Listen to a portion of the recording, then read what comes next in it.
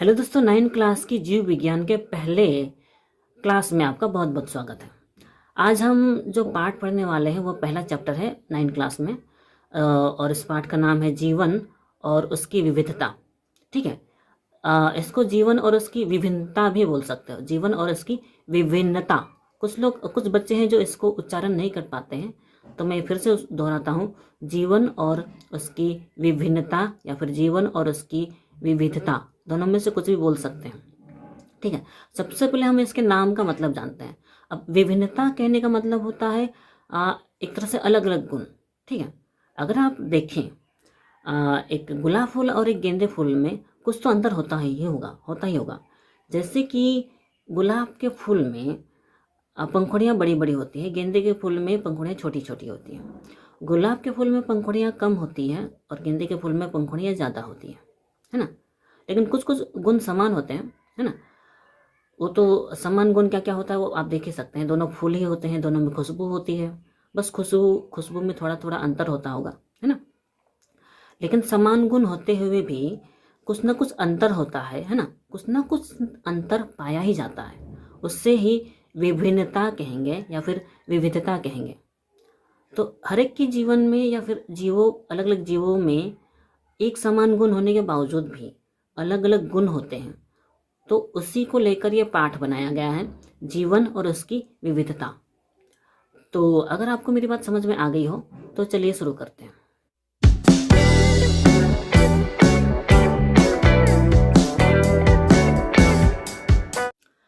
सबसे पहले जीवन क्या है इसके बारे में हम जानेंगे। तो पहले तो आपको पता ही होगा, या फिर नहीं भी पता होगा तो बता देते हैं कि जिसमें भी जीवन होता है, जो भी इस दुनिया में जो जीवित चीज होती है या फिर जो जिंदा होता है, उसे हम सजीव कहते हैं, सजीव, है ना। और जिसमें जीवन नहीं होता है उसे हम निर्जीव कहते हैं। जैसे कि एक तरह से मुझ में जीवन है तो मैं सजीव हूँ, लेकिन मेरे पीछे जो बैकग्राउंड नजर आ रहा होगा सब निर्जीव है, सारे के सारे निर्जीव हैं। तो जिसमें जीवन होता है वो सजीव कह सकते हो या फिर जीवधारी कह सकते हो। सजीव या जीवधारी दोनों कह सकते हैं। यानी कि सजीव में ही जीवन होता है या फिर जीवधारी में ही जीवन होता है।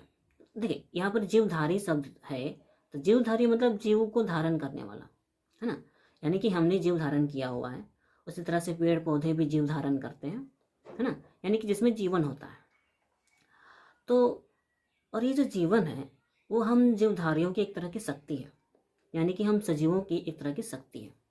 तो ये कह सकते हैं जीवन जीवधारियों की वह शक्ति है जिससे वे इस संसार में खुद को बनाए रखते हैं, है ना। और संसार में बनाए रखते हैं, साथ ही साथ अपने समान संतानें उत्पन्न करते हैं, या फिर अपने समान जीवों को उत्पन्न करते हैं, है ना।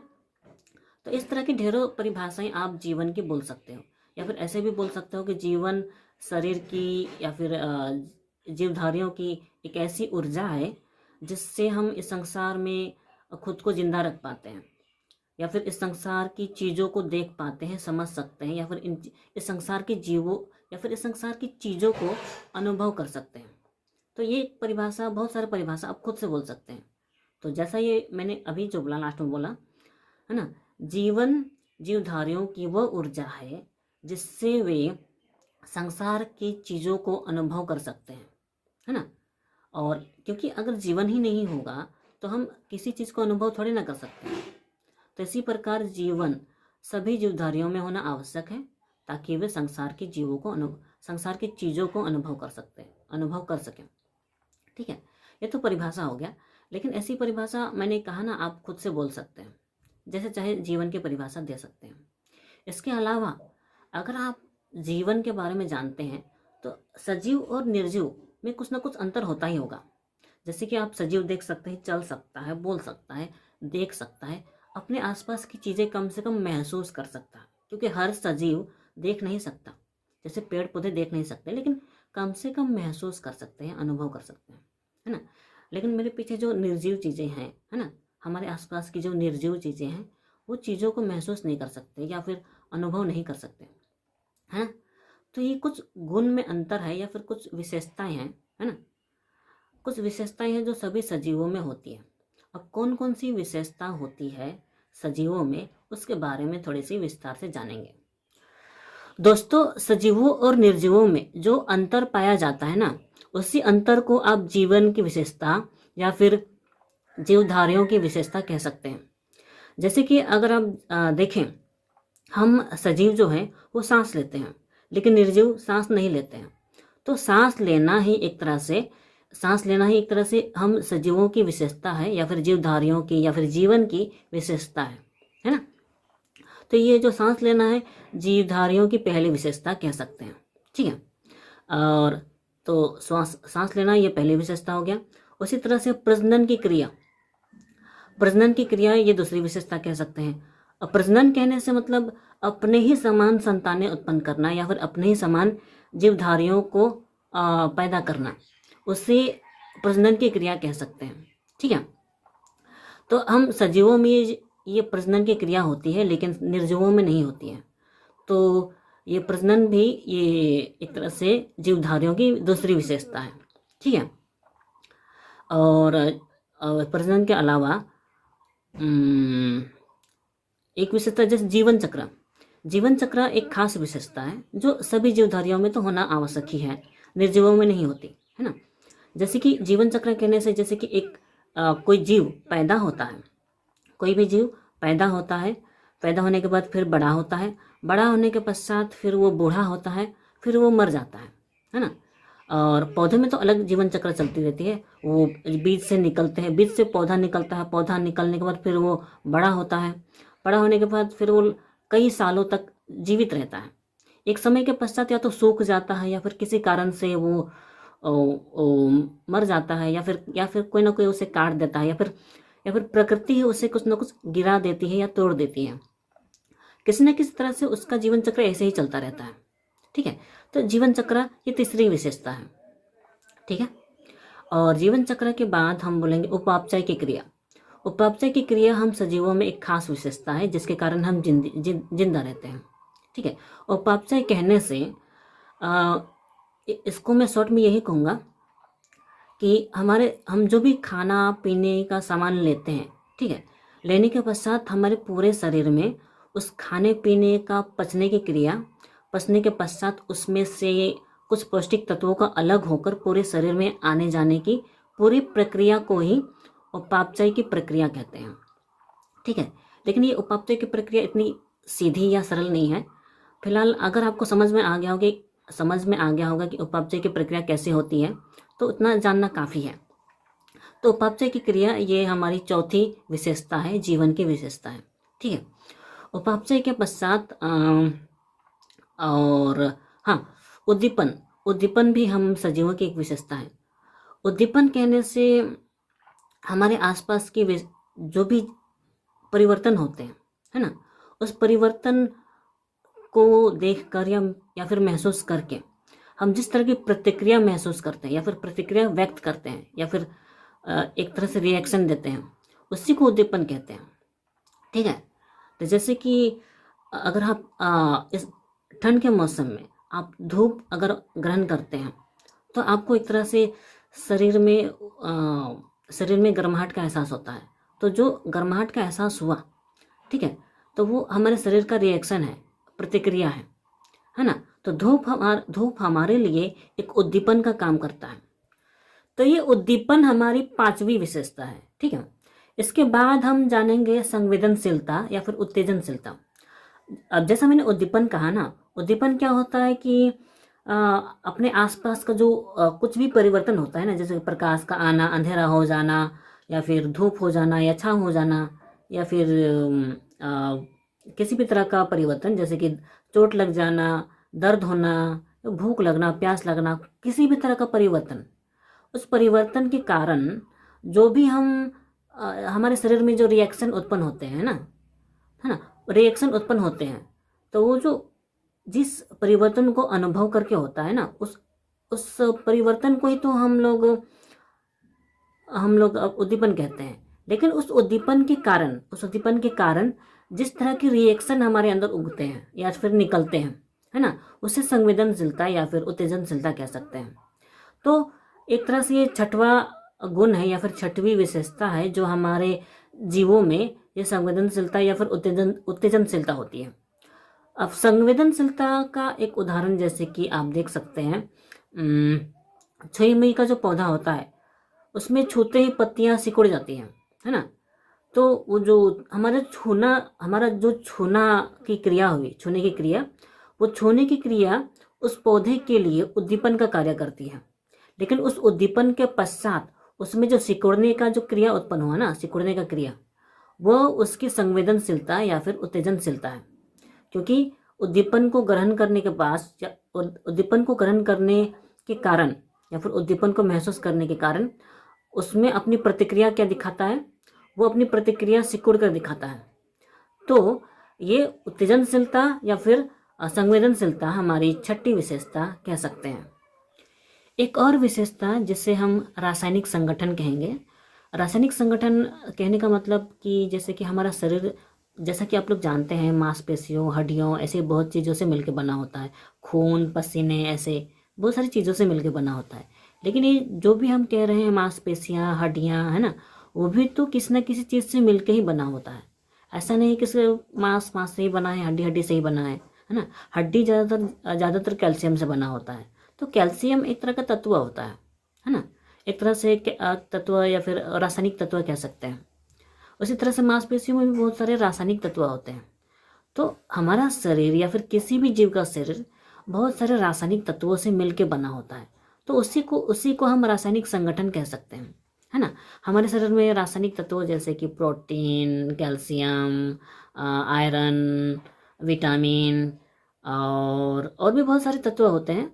इन सभी तत्वों के मिश्रण से ही हमारा शरीर का संरचना होता है। और जब ये सारे तत्व हमारे शरीर में मौजूद हैं तो कह सकते हैं कि हमारे शरीर में जीवन है।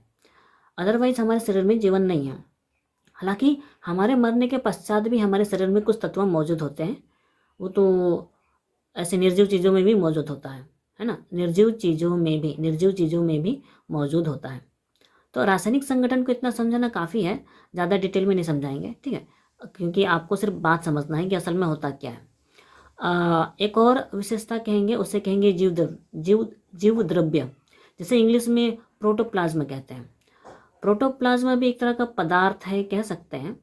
लेकिन हमारे शरीर का जो, अगर हम हमारे शरीर को या फिर किसी भी शरीर को अगर छोटे छोटे टुकड़े कर सकें, सबसे महीन टुकड़ा कर सकें, इतना महीन टुकड़ा कि वो दिखाई भी ना दे, तो उसे हम लोग कोशिका कहते हैं। यानी कि शरीर की सबसे छोटी इकाई को हम लोग कोशिका कहते हैं, या फिर सबसे छोटे हिस्से को कोशिका कहते हैं। उसी कोशिका के अंदर एक द्रव्य होता है, ठीक है, या फिर एक पदार्थ होता है जिसे हम जीव द्रव्य कहते हैं। और ये जीव द्रव्य हमारे शरीर के सबसे खास विशेषताओं में से होता है, क्योंकि ये जीव द्रव्य ही हमारे शरीर की एक आधारशिला जैसी होती है। ये जीव द्रव्य नहीं रहेगा तो हमारे शरीर में कोशिका नहीं रहेगी, या फिर कोशिका नहीं रहेगा तो शरीर भी नहीं रहेगा, है ना। और जीव द्रव्य की खासियत होती है कि वही पूरे शरीर में बहुत सारी चीज़ों का आदान प्रदान करते हैं, जैसे कि रासायनिक चीज़ों का आदान प्रदान करते हैं, या फिर बहुत सारी जैविक क्रियाओं में ये सहायता करते हैं। जैविक क्रियाओं का मतलब ही होता है कि बहुत सारे रासायनिक चीज़ों का आदान प्रदान करना। जैसे कि अगर हम कहें कि किसी खाने से अगर हमें प्रोटीन मिलता है तो उस प्रोटीन को ही एक जीव द्रव्य दूसरे जीव द्रव्य तक पहुंचाता है, इस तरह से कह सकते हैं, ठीक है। और साथ ही साथ जीव द्रव्य का कार्य ये भी है कि वो जो वातावरण के साथ जो हमें बहुत कुछ मिलता रहता है उसके साथ वो रासायनिक संबंध बना के रखते हैं, या फिर वो आदान प्रदान करने का ही क्रिया करता है ना। कुछ लेन देन का कार्य करता है, जैसे कि ऑक्सीजन लेना एक तरह से कह सकते हैं। ऑक्सीजन लेना ये एक जीव द्रव्य का कार्य करता है, यानी कि जीव द्रव्य ऑक्सीजन ग्रहण करता है या फिर उसमें ऊर्जा प्रदान करता है। ऐसी बहुत सारी मैं सिर्फ उदाहरण दे रहा हूँ, सच में ऐसा होता है ये नहीं कह सकता, अभी नहीं कहूँगा। लेकिन जीव द्रव्य का कार्य ही ऐसा होता है कि वो वातावरण के साथ या फिर आदान प्रदान का कार्य करता है, या फिर एक शरीर के एक भाग से दूसरे भाग से आदान प्रदान की क्रिया करता है, ठीक है। तो इतना समझाना शायद काफ़ी होगा। हमारे मेन बात को समझाने के लिए। इसके अलावा और भी बहुत सारी विशेषताएं हैं, एक एक करके बात करेंगे तो ये वीडियो बहुत सारी लंबी हो जाएगी। एक और आखिरी विशेषता के बारे में बात कर लेते हैं, जो हर जीवों में ज़्यादातर होता ही है, वो है उत्सर्जन की क्रिया। उत्सर्जन की क्रिया बहुत ही खास विशेषता है। ये एक ऐसी क्रिया है जिसमें हम शरीर की जितनी भी गंदी चीज़ें होती है वो शरीर के बाहर निकालने की क्रिया होती है। अब शरीर के बाहर निकालने की क्रिया ऐसे बहुत सारे तरीके होते हैं, जैसे कि सांस छोड़ना, उसमें कार्बन डाइऑक्साइड बाहर निकलता है। फिर पसीने का निकलना, वो पसीनों में से भी बहुत सारे गंदी पदार्थें हमारे शरीर से निकल जाती हैं। बाकी कौन कौन सी क्रियाएं होती हैं वो तो पता ही होगा, सुबह पेशाब करना या फिर टॉयलेट जाना, उसमें भी हम लोग अपने शरीर के गंदे पदार्थों को निकाल देते हैं। ठीक है, तो ऐसे बहुत सारी विशेषताएं हैं, और भी विशेषताएं हैं, पर हम सबको नहीं बता सकते। ठीक है, तो होने से जीवन की विशेषताओं के बारे में इतना ही चर्चा करेंगे। अब हम ये बताने की कोशिश करते हैं कि ये जो जितनी भी विशेषताएं होती हैं, ठीक है, सभी जीवों में ये विशेषताएं तो होती है, लेकिन वो सारी विशेषताओं में कुछ ना कुछ अंतर होता है ना।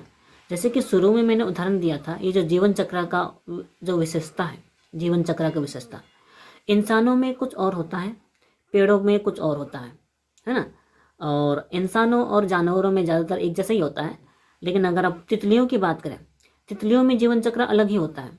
वो लोग पहले अंडे देते हैं, अंडे में से फिर उसमें से एक तरह का लार्वा निकलता है, फिर लार्वा कुछ समय तक बड़ा होता है ऐसे पत्तियां खाकर, लेकिन उसके बाद वो एक रेशा बनाती है और रेशे से खुद को ढकती है, और ढकने के पश्चात उसमें कुछ हफ्तों बाद उसमें से तितलियां निकलती हैं। तितलियां वो पंख के साथ निकलती हैं।